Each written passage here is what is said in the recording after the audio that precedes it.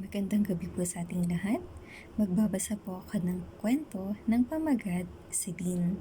Ang mga bagay, pangalan at lugar na mababanggit ay pawang kathang isip lamang. Umpisa na po natin. Alas 5 na ng hapon nang matapos ang meeting na dinaluhan ni Celine bilang representative ng kanilang kumpanya. Tinawagan ni Celine ang kanyang sekretarya kung may naibook ba itong sasakyan patungo sa lugar na pupuntahan niya.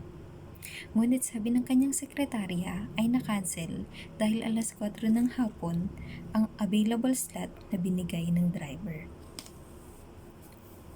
Dahil alas 5 na ng hapon, dali-daling kinuha ni Celine ang kanyang mga gamit sa lobby ng hotel at nagpahatid sa driver patungo sa terminal.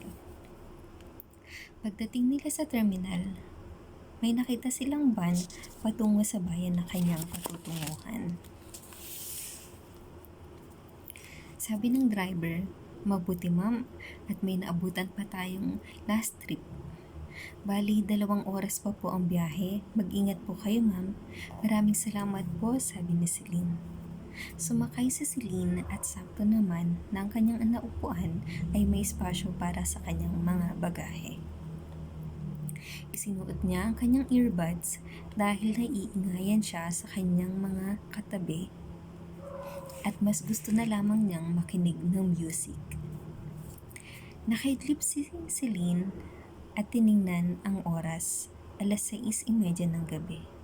Agad niyang tiningnan ang kanyang cellphone para makita ang lokasyon.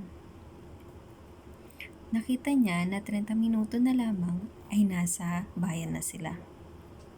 Dahil di kabisado ni Celine ang lugar, agad niyang tinawag ang atensyon ng driver. "Kuya, sa bayan po ako bababa," sabi ni Celine. "O sige ma'am, sabihan ko po kayo kung saan kayo bababa. Binilin po kayo ni Kuya Eddie, yung driver na kasama niyo po." "Okay po, maraming salamat," sabi ni Celine. Matapos ang 30 minutes, tinawag siya ng driver at sinabi na pwede na siyang bumaba. Pinagbuksan siya ng pintuan ng sasakyan at tinulungan na ibaba ang kanyang mga gamit.